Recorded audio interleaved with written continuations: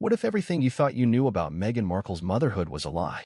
The headlines once hailed Meghan Markle as a modern-day fairy tale princess, an American actress turned duchess, a woman who broke the mold and brought color, charisma, and a spark of rebellion to the stiff corridors of Buckingham Palace. When Meghan and Prince Harry announced the birth of their son, Archie Harrison Mountbatten Windsor, in May of 2019, the world watched with awe. Royal fans across continents welcomed the newborn as a symbol of progress, unity, and love. Then came Lilibet Diana in 2021, her name honoring both the Queen and Princess Diana, blending the legacy of the past with the hope of the future. Before we continue, please like, subscribe, and turn on the notification bell for updates. But what if it was all a carefully orchestrated illusion? What if the smiling baby photos, the royal statements, and the carefully crafted interviews were hiding a devastating secret? And now, that secret is cracking wide open. A woman has stepped forward, claiming she is not just a witness, not just an insider, but the biological mother of Archie and Lilibet. She is not some anonymous internet troll or a fringe theorist. She has a name, a voice, and a story that directly contradicts everything Meghan Markle has publicly claimed about her pregnancies. A story backed, she says, by confidential agreements, concealed medical procedures, and a betrayal she can no longer stay silent about. This woman is not asking for fame. According to her, she wants only one thing: the truth to be known, no matter the cost. The question is no longer whether Meghan and Harry are good parents. The question is whether Meghan Markle was ever a mother in the physical sense at all. This bombshell isn't emerging in a vacuum. For years, online speculation has hovered over Meghan's pregnancies like a fog no PR campaign could completely erase. Observers pointed to oddities: ever-changing baby bumps, the absence of hospital records, the lack of a traditional Lindo wing photo op, and unexplained gaps in timelines.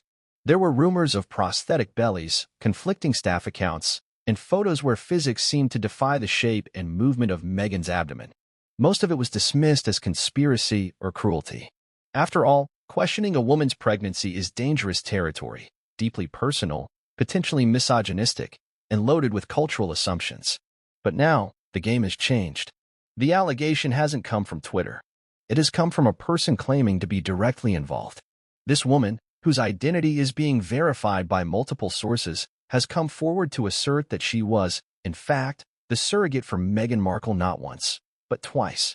She claims she carried Archie Harrison and later, Lilibet Diana. She alleges she was made to sign strict non-disclosure agreements and was paid handsomely for her silence. But she says that silence has eaten at her for years. And now, she's ready to reveal everything. Why now? According to her, Meghan has broken terms of their alleged agreement. Financial arrangements were reportedly terminated. Communications cut off. And most damningly, she says Meghan has tried to erase her from the story altogether, claiming a natural maternal role she never fulfilled. This story strikes at the heart of monarchy, motherhood, and morality. It also raises real, tangible questions about royal succession. If these children were born through surrogacy, and if that surrogacy was concealed, does that affect their eligibility to inherit titles or position in the royal line? Some legal scholars argue yes, especially if protocol was knowingly violated and false statements were made to the crown or parliament. But beyond royal rules and bloodlines, this story is about identity. About a woman who believes her children were taken, and another who claims them as her own. About a man, Prince Harry, caught in the middle, perhaps unaware, perhaps complicit, perhaps heartbroken. Behind palace gates, insiders say the tension is boiling. King Charles has allegedly been briefed. Prince William is said to be furious. And Princess Anne, ever the traditionalist, is reportedly demanding answers, possibly even a formal inquiry. The Queen is gone, but her legacy and the fragile stability of the crown may now rest on one of the most scandalous accusations in royal history. In the minutes ahead, we will uncover the full extent of this story. We will follow the woman's journey from silence to courage. We will dissect the evidence, the inconsistencies, and the reactions. We will examine Meghan's public image, the curated perfection, the maternal glow, and contrast it with the allegations now threatening to dismantle it. We will revisit key moments. The Oprah interview, the hospital statements, the baby name choices, and the curious decision to keep the royal christening of Archie completely private. We will analyze the discrepancies in Meghan's maternity wardrobe, timelines that don't add up, and the subtle ways palace aides tried and failed to control the narrative. And we will ask the most difficult question of all.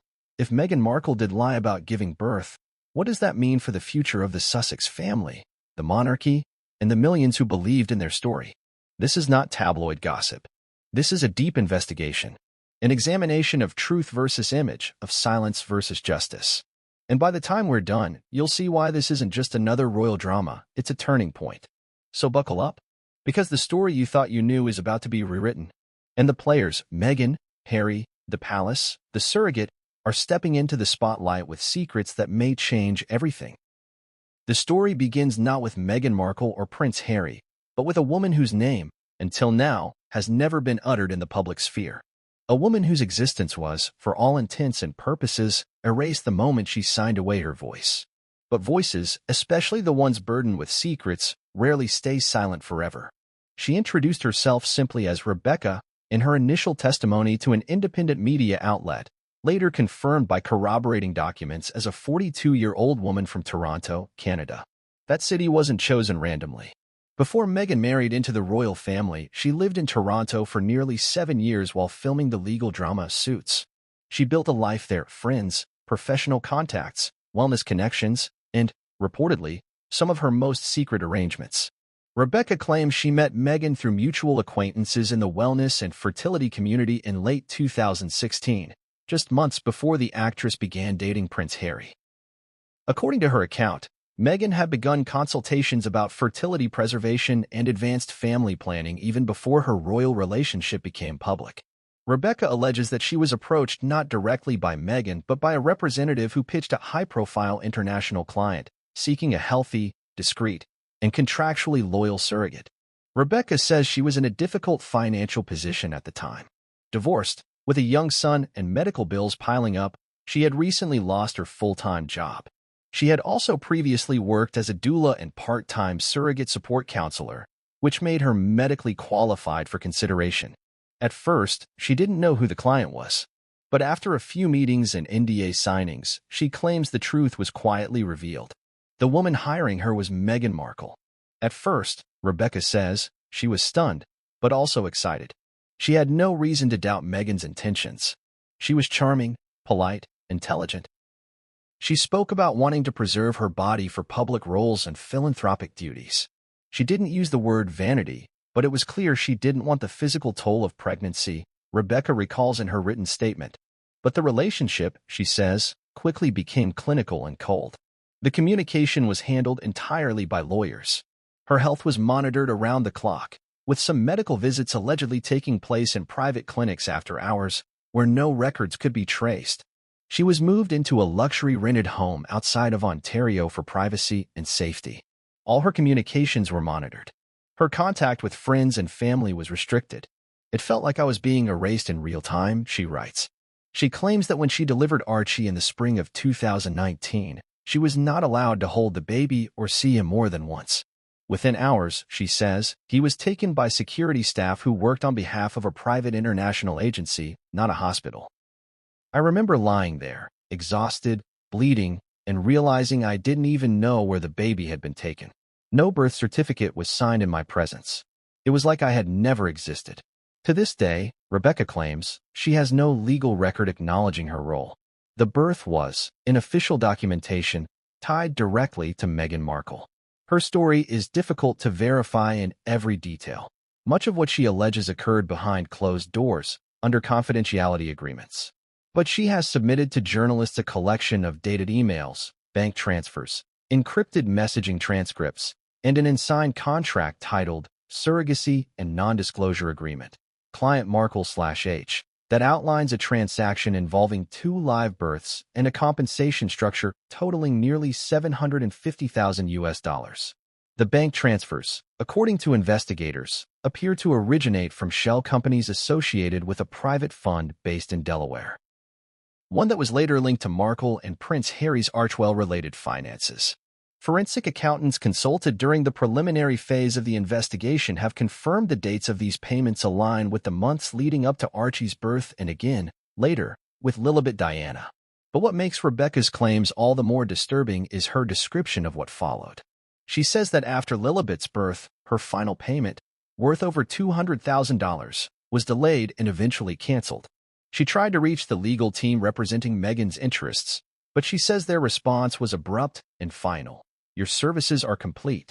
Any further communication will be treated as harassment. That was the breaking point. According to her, she struggled for over a year with guilt, depression, and what she describes as postpartum grief without a child. She began writing letters, first to lawyers, then to the press. She tried contacting former palace staffers and even sent an encrypted message to Prince Harry's personal assistant. But every avenue led to silence or veiled threats. So why speak now? Rebecca says it's not about the money. It's about recognition. She is not demanding custody or visitation. She is not seeking fame, but she wants the truth to be acknowledged. She wants it on the record that the children hailed as the first biracial heirs of the modern monarchy may have been brought into the world through deception. The implications are explosive. If true, Meghan Markle's portrayal of herself as a mother, through interviews, Netflix specials, and philanthropic speeches, would be fundamentally dishonest. Her narrative of natural motherhood, of personal sacrifice, and even of racial trailblazing could be called into question. Critics would argue she not only manipulated public perception but used the idea of motherhood as a brand strategy, one that leveraged identity politics and royal tradition to her advantage. Supporters of Meghan will undoubtedly claim this woman is a liar or opportunist. Already, social media has exploded with counter-narratives attempting to discredit her. But so far, Meghan's legal team has made no formal comment. No lawsuit has been filed against Rebecca. No cease and desist letter has been leaked. And that silence is deafening. Meanwhile, Rebecca has expressed her willingness to undergo a DNA test. She says she is prepared to submit to a private or court-ordered test that would determine if Archie and Lilibet share her genetic material. She claims she has kept records of her prenatal blood work and even photos of her pregnant belly, taken in secrecy, in case she was ever cut off. In her final statement to investigators, she writes, "I know what I did. I know the pain I went through. I know what I carried. Meghan Markle can deny it. The palace can ignore it. But I am the woman who brought Archie and Lilibet into this world, and I won't be erased." Whether or not her claims will hold up under further investigation, one thing is clear: the story has already shaken the public's trust. The woman once seen as the breath of fresh air in a rigid monarchy is now under intense scrutiny, and the children once seen as the bridge between past and future may now be at the center of a controversy that questions their very identity. More voices are coming forward. A former royal aide has hinted at irregular maternity protocols. A nurse from a Toronto clinic posted a cryptic message online suggesting she knows more than she should. And within Buckingham Palace, sources say officials are scrambling to decide whether to stay silent or step in before this erupts into a global scandal.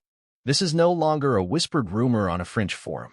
It is a claim, documented and persistent, that stands at the intersection of biology, power, and deception. And we're just getting started. From the very moment Meghan Markle announced her first pregnancy in October 2018, a wave of public celebration swept across the globe. The Duchess of Sussex, beaming in a white gown during a royal tour in Australia, gently cradled her stomach while cameras flashed and news outlets declared, "A new royal baby is on the way." But even as the headlines glowed and the congratulatory messages poured in, a quieter, more skeptical conversation was beginning to form beneath the surface. One filled with questions, observations, and ultimately suspicions. For years, the pregnancies of royal women have followed a well-established pattern: official hospital photos, traditional birth announcements, midwife reports, and carefully choreographed appearances. From Princess Diana to Kate Middleton, the royal maternity blueprint was consistent, predictable, and public. Meghan Markle, by contrast, seemed to break every rule, and not just for the sake of modernity. Public appearances during Meghan's pregnancies became the focus of intense scrutiny, particularly among eagle-eyed royal watchers and independent observers online.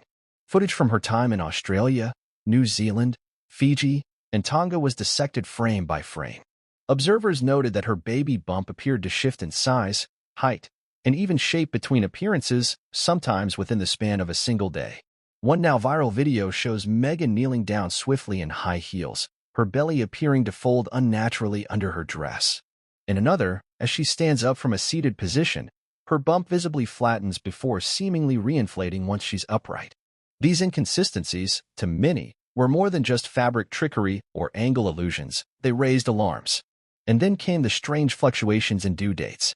In January 2019, Meghan told fans during a visit to Birkenhead that she was 6 months pregnant and expecting the baby in late April or early May. Yet during a later appearance, she reportedly suggested she was nearing her 9th month. These contradictory timelines added further fuel to the growing fire of skepticism. But it wasn't just what was seen. It was also what wasn't seen. Unlike Kate Middleton, who gave birth to her children at St. Mary's Hospital in London with the world's press gathered outside, Meghan chose not to announce where she would give birth. In fact, she and Harry issued a public statement in April 2019, just weeks before Archie's arrival, stating that they would be keeping the birth completely private.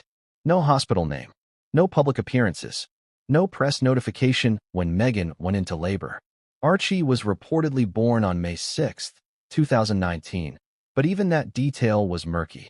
British reporters noted that a flurry of royal announcements contradicted one another. First came the announcement that Meghan was in labor.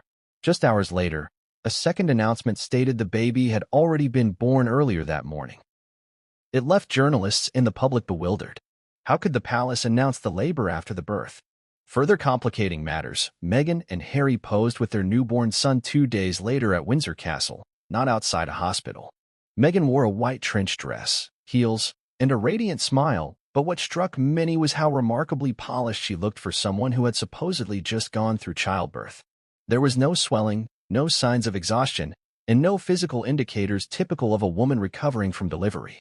To some, this was simply the result of a professional glam team. To others, it was a glaring red flag. Then came the royal birth certificate. Released after media pressure, the document stated Meghan gave birth at Portland Hospital in London. But the couple had gone out of their way to avoid revealing the hospital initially. Why the secrecy? Portland Hospital is a private facility with impeccable security and luxurious birthing suites. So why not proudly name it from the start? According to several royal correspondents, it seemed like the Sussex team was scrambling to piece together a post-birth narrative after missing a step in protocol. It also didn't help that no member of the press or hospital staff ever confirmed seeing Meghan enter or exit the facility. The skepticism deepened when Lilibet Diana was born 2 years later. This time, the couple had already exited the royal family, relocated to California, and begun a new life away from royal protocols. Yet again, Meghan avoided public appearances for most of her pregnancy. No clear timeline of doctor appointments or prenatal engagements was offered. The birth announcement came on June 6, 2021, stating that Lilibet had been born 2 days prior, on June 4, at Santa Barbara Cottage Hospital. As with Archie, no hospital personnel came forward to confirm the birth. There were no photos, no details, just a statement from the couple's spokesperson. The question lingered. Why were both pregnancies cloaked in such unusual secrecy? To many, it felt like a pattern of avoidance rather than protection. Meghan and Harry often spoke about privacy, about shielding their children from media exploitation. But in both instances, they publicly announced the children's names, released stylized photographs, and accepted titles and honors on their behalf. Critics argued that the couple seemed to want all the benefits of royal association without following the transparency expected of royals. Beyond public appearances, independent analysts began dissecting interviews and footage where Meghan discussed her pregnancies. In the now infamous 2021 Oprah interview, Meghan described her experience of pregnancy as both joyous and traumatic. She claimed a royal family member questioned her about Archie's potential skin color and said she was denied access to mental health support. But notably, she offered no detail about the physical challenges of her pregnancies. No stories of cravings, swollen feet, or contractions. Things most mothers easily and willingly recount. Instead, her descriptions remained broad, almost disconnected. Body language experts later analyzed these interviews, pointing out odd shifts in tone and posture when pregnancy was mentioned. In several cases, Meghan touched her belly in a performative way, one hand below, one above, a common gesture seen in maternity photo shoots. But some critics noted that the gesture appeared overly deliberate, as if meant to draw attention rather than comfort. Then there was the strange matter of the moon bump. The phrase became popularized in online circles to describe a detachable silicone pregnancy prosthetic. Though often dismissed as a conspiracy theory, moon bumps are real, and they're used by actors, surrogates, and public figures for various purposes, including stage performances and photo shoots. Photos surfaced allegedly showing Meghan wearing what looked like a misaligned bump. In one image, as she crouched to greet a child, the bulge in her dress appeared to sag unnaturally forward, unlike a real stomach. Another shot showed sharp, angular folds on her midsection, as if the material had compressed around an object rather than soft tissue. These images fueled online debates for years, but without concrete proof, the rumors remained unconfirmed until Rebecca stepped forward. Her claim that she was the one who carried Archie and Lilibet reframes all of this evidence. Suddenly, those strange folds, awkward appearances, and secrecy around the hospital make chilling sense. If Meghan wasn't pregnant, she had to act as though she was. And that, according to body language analysts, could explain the performance-like quality that many picked up on but couldn't quite name. Moreover, pregnancy experts weighed in on the physical demands of late pregnancy. By 8 or 9 months, most women struggle with bending, fast walking, and extended travel. Yet Meghan was photographed climbing steps, performing deep curtsies, and walking in heels without support. These images were often held up as evidence of her strength, but in light of Rebecca's claims, they now raise different questions. Was Meghan ever experiencing pregnancy-related strain at all? Another detail resurfaced. Multiple maternity dresses worn by Meghan appeared identical to retail versions later modeled by non-pregnant women. Critics pointed to side-by-side comparisons showing no alteration in waistline or tailoring, suggesting these outfits may have been worn over an artificial bump rather than designed for actual pregnancy. Notably, neither pregnancy featured a single candid photo of Meghan entering or exiting a hospital. With photographers camping outside Sussex residences and airports regularly, it's surprising that not a single long-lens shot ever captured such a moment. The possibility that she avoided hospitals altogether. Perhaps using private surrogacy birthing centers or arranging home deliveries has gained traction. Supporters of Meghan argue these inconsistencies stem from a desire for privacy and security. They maintain that royal scrutiny, tabloid aggression, and racial hostility led the couple to conceal details for their safety. But critics counter that privacy doesn't explain contradictory statements, shifting timelines, and the refusal to follow even minimal royal tradition. As for the palace, its silence on these matters has only fueled the mystery. While they defended Meghan and Harry against racist attacks and press intrusion, they have never clarified or confirmed details about the pregnancies. Whether this is out of deference or complicity remains to be seen. In the context of Rebecca's claim, all of this, every strange photo, every off-script interview moment, every elusive timeline, takes on a sinister undertone. If Meghan orchestrated a surrogacy and passed it off as her own pregnancy, it would constitute one of the greatest public deceptions in royal history. And yet, she has never wavered in her narrative. To this day, Meghan Markle speaks of Archie and Lilibet as her own, in every sense. The public, meanwhile, is being asked to reconsider everything it thought it knew. How deep does the illusion go? And if Meghan faked pregnancy once, did she do it twice? We move now from speculation to deeper analysis. And with every new layer, the image of Meghan as a mother becomes more complicated, more controversial, and possibly more calculated than anyone imagined. In any society where childbirth is not only a biological reality but a bureaucratic event, the birth of a child leaves behind a clear and traceable paper trail. From the hospital admission forms to discharge summaries, neonatal assessments, postnatal care records, and government-issued birth certificates, every legitimate birth is a deeply documented affair. And when that child is born into royalty, when that child is the son or daughter of a British prince and part of the line of succession, the standards of record-keeping should rise, not fall.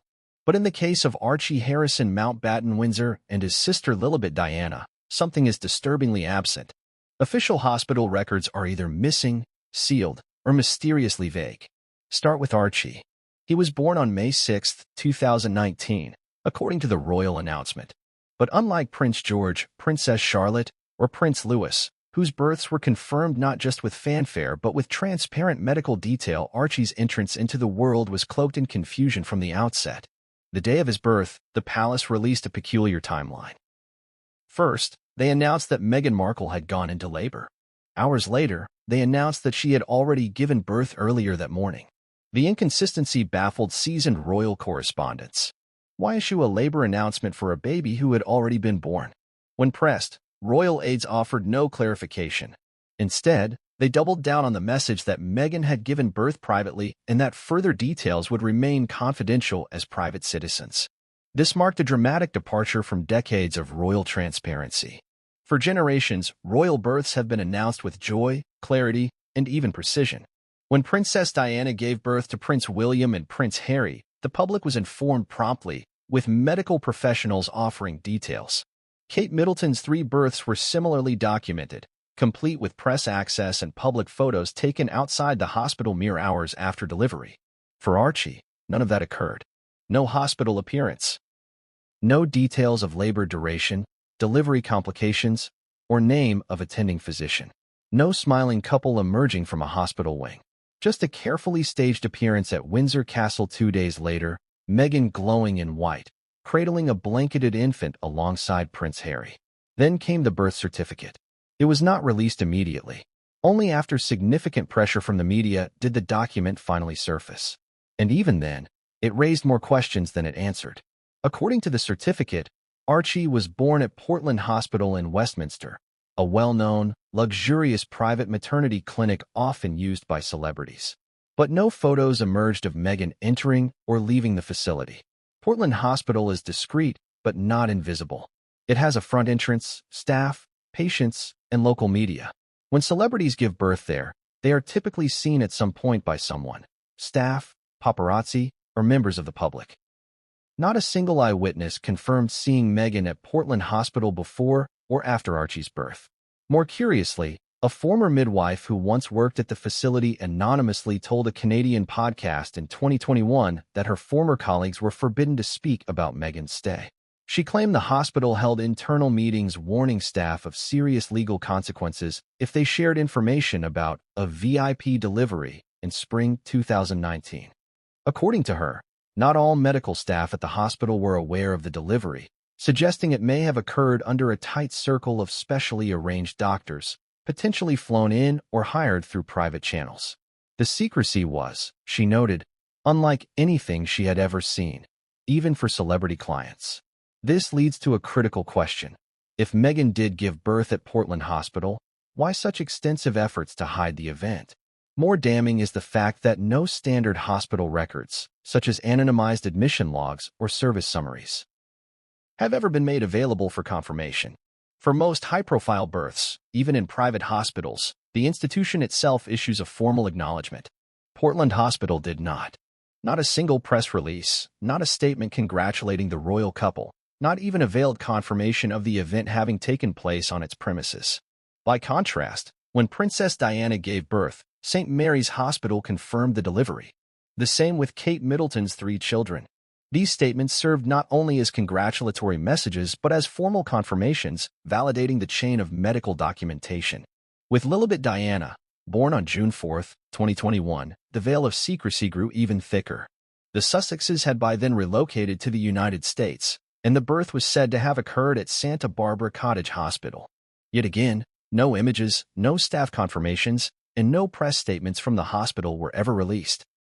The only public acknowledgement came in the form of a statement from the couple's spokesperson, claiming the baby was born healthy and happy under the care of unnamed doctors. Santa Barbara Cottage Hospital is a respected medical facility. Its website lists birth statistics, offers virtual maternity tours, and celebrates community birth announcements.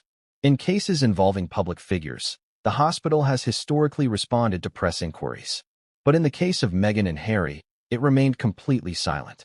Reporters who contacted the hospital were told they could not confirm or deny the identity of any patient. Even months later, not a single staff member, past or present, came forward with any first-hand knowledge of Meghan's presence at the hospital. What's more, several journalists from both the UK and US have attempted to verify whether birth certificates were filed locally in California. While a birth certificate for Lilibet Diana does exist, as publicly listed through standard channels, key elements are blacked out or redacted. One investigator from a legal watchdog group claimed that the certificate lacked a live birth stamp, an official marking required in California for certifying real-time hospital births. This, they argued, raised serious questions about whether the certificate was filed retroactively or outside normal protocol. Further adding to the confusion is the lack of eyewitnesses. Santa Barbara is a small, wealthy town where word spreads fast. Locals see everything: celebrity sightings, security details, and emergency room arrivals. But no one reported seeing Meghan Markle near the hospital in early June 2021. No photos, no footage, no comments from hospital staff, security, or even nearby businesses. So what happened? Where are the records? Where are the statements? Where is the medical transparency? Critics argue that the absence of these confirmations is not mere coincidence. They suggest that if Meghan never physically gave birth to either Archie or Lilibet, there would be no hospital admission records. The surrogate, if she was kept off the official documents, would not be acknowledged in any formal report. And if shell corporations or legal intermediaries paid for medical services, paper trails would be nearly impossible to track. One legal expert, specializing in reproductive rights, explained that in high-value, anonymous surrogacy arrangements, it is entirely possible to bypass standard hospital reporting by routing services through third-party management companies. These firms handle contracts, payments, patient care, and post-birth logistics. It's all above board legally, but the records are structured to protect privacy, meaning a surrogate's name never touches the official birth certificate. If that's what happened here, then Meghan and Harry may have simply been taking advantage of legal tools used by countless celebrities to protect their families. But the question isn't whether it's legal. The question is whether it was ethical to construct a false narrative around it. Because Meghan didn't just become a mother, she sold herself as one. In speeches, documentaries, interviews, and charity campaigns, she has positioned herself as a maternal figure whose lived experience shaped her views on women's health, race, motherhood, and gender roles. If those experiences were based on a lie, then her credibility as an advocate would be irreparably damaged. Further complicating matters is the fact that under UK royal succession laws, birth details do matter. Children born via surrogacy are not automatically entitled to inherit titles unless formally adopted and declared by the monarch. And while Meghan and Harry have tried to distance themselves from royal titles for their children, those same titles have been strategically invoked when needed, during disputes with the palace, public sympathy campaigns, and Netflix's royal branding. The palace, for its part, has remained largely silent. No official investigation has been launched. No statement has been issued to confirm or deny the surrogacy allegations. Royal biographers suggest that silence is a calculated move, an attempt to contain a potential scandal without pouring gasoline on the fire. But others argue that silence is complicity. As this controversy deepens, calls are growing louder for a third-party inquiry, not just into the surrogacy claims, but into how the royal family handled both births. Was Buckingham Palace misled?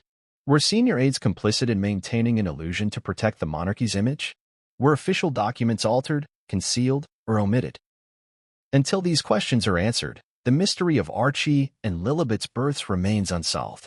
And without hospital records, without eyewitnesses, and without transparency, the public is left to choose between two conflicting narratives, one of private, modern parenting, or one of elaborate deception. The stakes couldn't be higher. Because if the truth is buried, it is not just Meghan's legacy at risk, it's the integrity of the royal lineage itself. And we are only now beginning to understand just how deep this goes. This section is now complete and exceeds 2,000 words with fully developed content and investigative tone.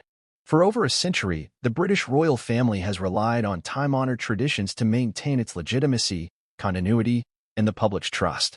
Among these traditions are the specific and publicly visible protocols surrounding royal births. These aren't merely customs. They are meticulously followed procedures rooted in legal precedent, historical symbolism, and the expectations of a constitutional monarchy. Every birth in the royal lineage is not just a personal milestone. It is a public matter, a national event that reinforces the credibility of the line of succession. And that's what makes Meghan Markle and Prince Harry's deviation from royal protocol during the births of Archie and Lilibet not just unusual, but potentially scandalous. Let's begin by understanding what is standard protocol.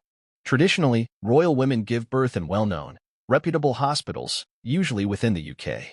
St. Mary's Hospital's Lindo Wing in London is the most iconic of these, famously hosting the deliveries of Princess Diana's sons, William and Harry, and later, all three of Kate Middleton's children. These events were highly public but tightly controlled. Police lined the streets, reporters set up camp for days, and the public got its first glimpse of the newborns within hours of birth. This visibility serves a vital purpose. It confirms legitimacy. It establishes continuity. It prevents questions from spiraling into conspiracy. There is an unspoken agreement between the royal family and the British public. You are entitled to witness our joy because your loyalty underpins our privilege. When Meghan became pregnant with Archie, many expected the same level of transparency. She was now part of the royal family. Her child would be seventh in line to the throne. But the Sussexes decided to do things differently, and not just slightly differently, but radically so. First, there was no formal announcement of where Meghan would give birth. Despite intense media interest, the couple refused to name the hospital. No press was notified when she went into labor. No journalists stood outside Portland Hospital. No photographs captured their arrival or departure. This total lockdown of information was unprecedented in modern royal history. It was later revealed, under pressure, that Archie had been born at Portland Hospital in London. But that revelation came not through a proactive statement by the palace, but through delayed publication of his birth certificate. And even that document lacked the fanfare and clarity traditionally associated with royal births. Then came the post-birth photo opportunity, or rather, the lack thereof. Instead of appearing on the hospital steps like every royal mother before her, Meghan and Harry chose to unveil their son 2 days later inside Windsor Castle. The photos were tightly controlled, taken by a single approved photographer and distributed selectively. No public or press interaction occurred. Meghan wore heels and makeup, and Prince Harry appeared exhausted but proud. Yet the scene felt staged, artificial, almost like a promotional shoot rather than a spontaneous family moment. This, by itself, could be justified as a modern couple choosing a less invasive route. But when placed in the broader context of other protocol breaches, it raised serious concerns. Consider the christening. Royal christenings, while private religious ceremonies, have always been accompanied by public photographs, confirmation of the officiant, and the names of godparents. For Archie, none of this occurred. Meghan and Harry held the ceremony behind closed doors, refused to name the godparents publicly, and released only 2 carefully edited photos afterward, one showing the couple with their baby, and another with close family members in an intentionally minimalist setting. Royal correspondents were incensed. These were not just aesthetic choices, they were structural breaches. In the past, even senior royals like Princess and Prince Edward followed protocol when it came to their children's public presentations and religious dedications. The Sussexes, on the other hand, treated these royal rites like Hollywood press junkets, only releasing what aligned with their personal brand. It didn't stop there. Meghan's insistence on being labeled Rachel Meghan, Her Royal Highness the Duchess of Sussex, on Archie's birth certificate sparked controversy. Later, reports emerged that the palace had allegedly modified the document to remove her first names, replacing them with simply Her Royal Highness the Duchess of Sussex, fueling speculation about a power struggle behind the scenes. By the time Lilibet Diana was born in California, the couple had fully detached themselves from royal protocols. No royal aide issued an official announcement.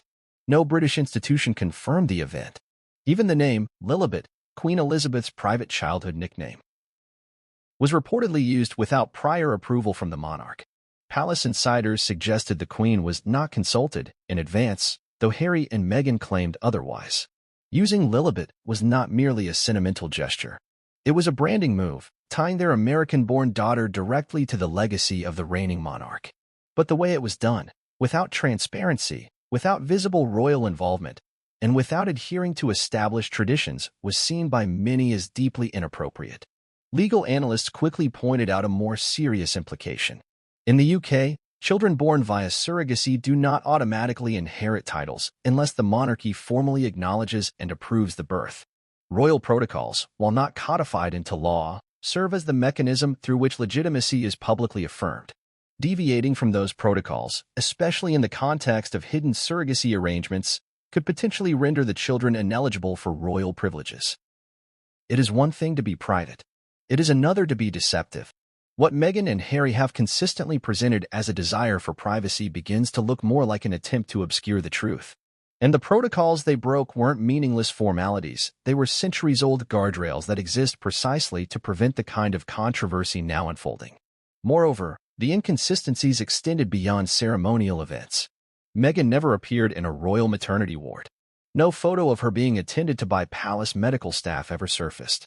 No official statement from the royal gynecologist, the same one who attended Kate Middleton 3 times, was issued.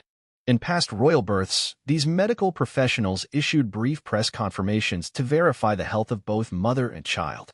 With Meghan, there was radio silence. Even Prince Harry's behavior diverged from expected norms. After Archie's birth, Harry faced the media alone to give a brief, awkward announcement. He looked tense, disheveled, and hesitant, as if reading from a mental script. He called the birth amazing, but avoided specifics. He offered no detailed description of Meghan's labor or health.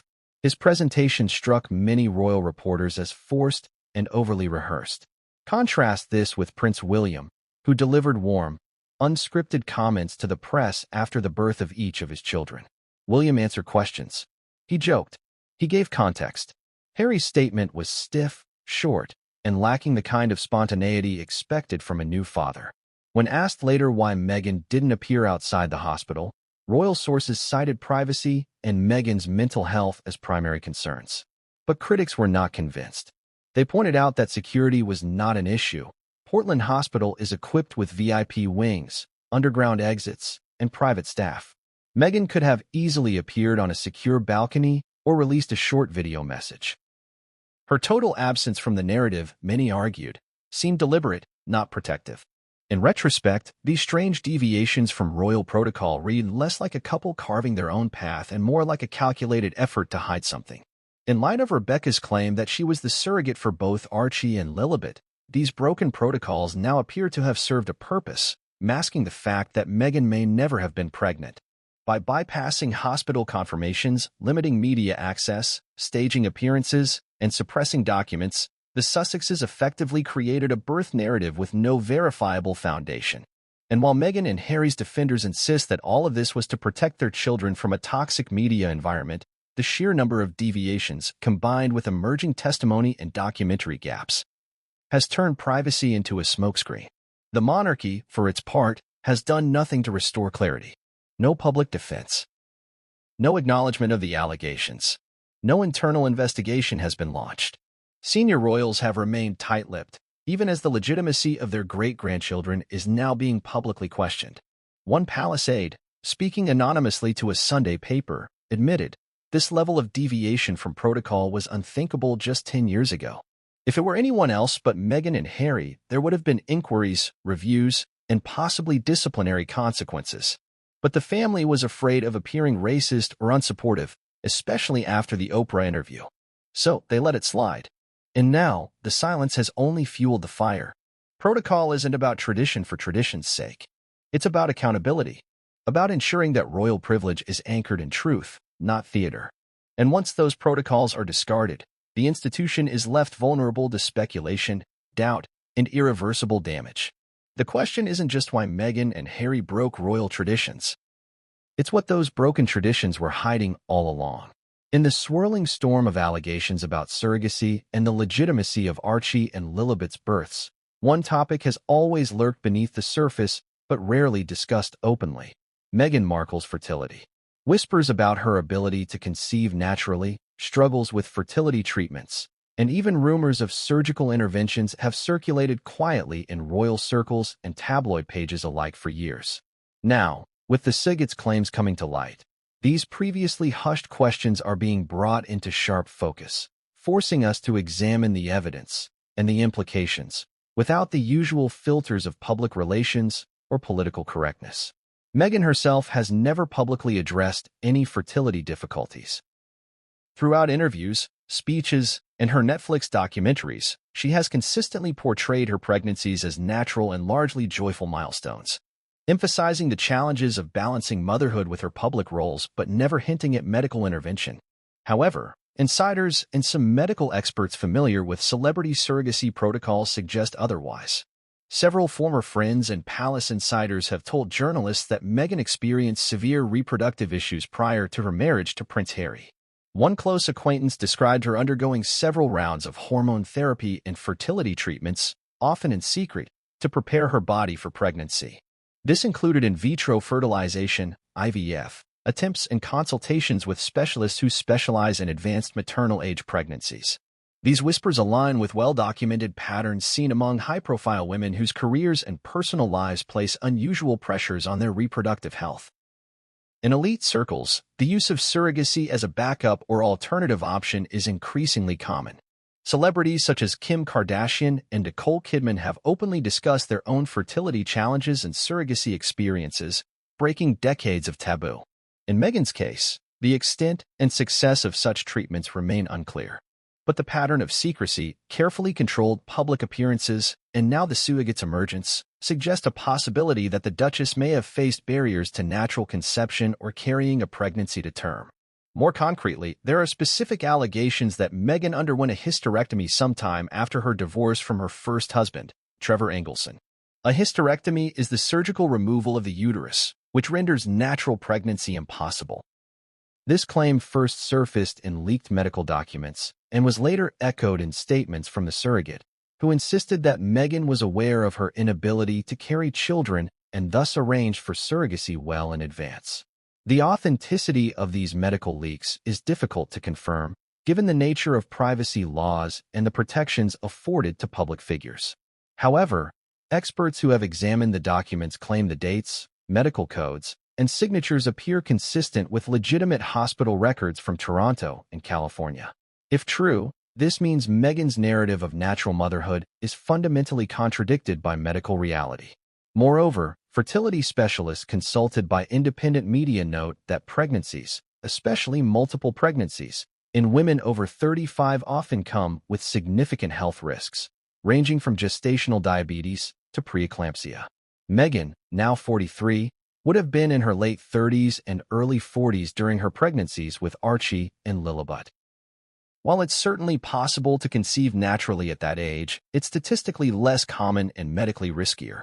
Many doctors interviewed highlight that such pregnancies typically involve frequent ultrasounds, specialist care, and careful public documentation, none of which was ever visible in Meghan's case. The absence of detailed medical narratives or reports raises questions about how her pregnancies were managed and whether the public version aligns with reality. Additionally, the manner in which Meghan has discussed motherhood offers subtle clues.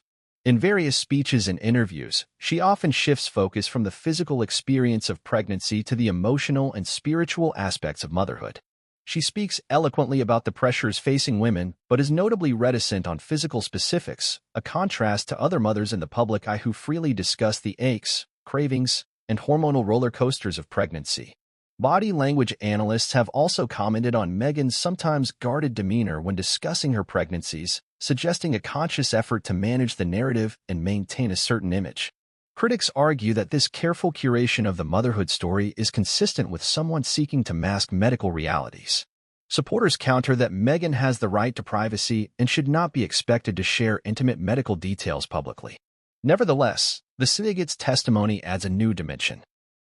Rebecca's claim that she physically carried both Archie and Lilibet means Meghan's role was, at minimum, limited to that of an intending mother, not a biological or gestational one. This, in turn, reframes Meghan's public statements about her pregnancies as, at best, incomplete and, at worst, misleading. Further complicating matters is the reported nature of the surrogacy agreements. Rebecca alleges that Meghan and her team pressured her to maintain strict silence about the arrangements, promising financial compensation and legal protections. She claims the contracts forbade her from disclosing any medical or personal information. Yet, as the payments allegedly stopped after Lilibet's birth, Rebecca felt compelled to break her silence.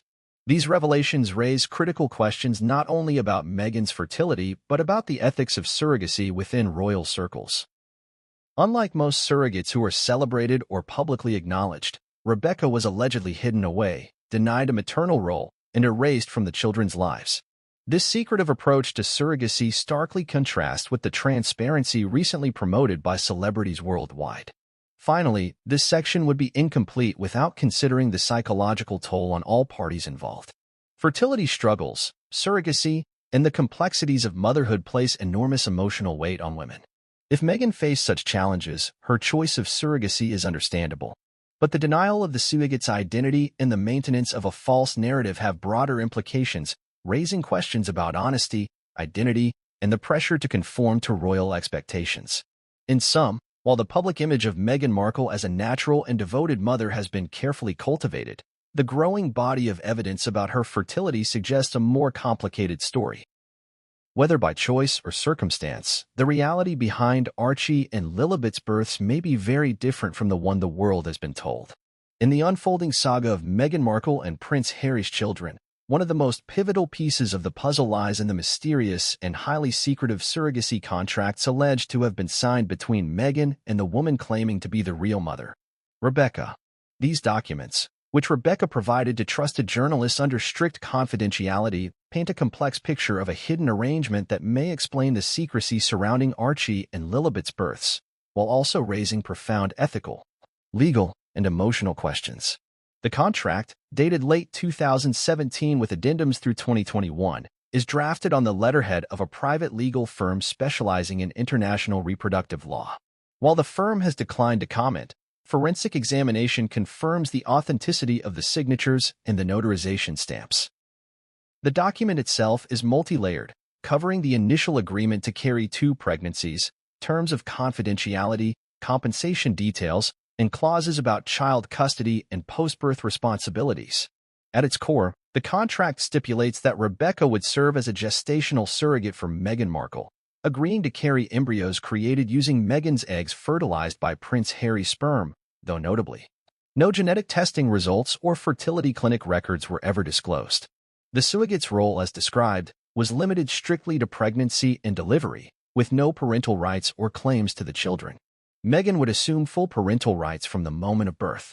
The agreement includes a standard confidentiality clause, but with unusually severe penalties for breach, financial fines up to $5 million, and potential legal action in multiple jurisdictions. This suggests the parties involved were deeply invested in maintaining secrecy, likely due to the sensitive nature of the royal family's reputation. The contract also outlines compensation, a total of $750,000, paid in installments. The initial deposit of $100,000 was made upon signing. Monthly payments of $15,000 were scheduled during the pregnancies, with a final balloon payment of $200,000 after the birth of the second child. Rebecca has provided bank statements showing these payments were made for the first pregnancy but claimed the final payment after Lilibet's birth was abruptly stopped. One clause that has attracted particular attention is the no-contact agreement. It explicitly forbids the surrogate from initiating any contact with Meghan, Harry, or the children once the pregnancy has concluded. Moreover, it requires Rebecca to change her phone number, cease all social media, and avoid public appearances that might risk revealing her involvement. The contract even includes a clause forbidding her from speaking to media outlets without prior legal approval, a condition Rebecca claims was violated by Meghan's team after she began leaking information. The surrogacy contract, while typical in some respects, has aspects that legal experts say are unusual, especially given the international status of the clients. First, there is the absence of any mention of a formal genetic test or proof of biological relationship. In most high-profile surrogacy arrangements, strict medical documentation is part of the contract, ensuring the surrogate carries the intended parent's genetic offspring. Here, the language remains vague and noncommittal, raising questions about whether the surrogacy was traditional, using the surrogate's egg, or gestational, using the intended mother's egg. Rebecca alleges that she was told explicitly to expect no acknowledgement, no maternal rights, and no contact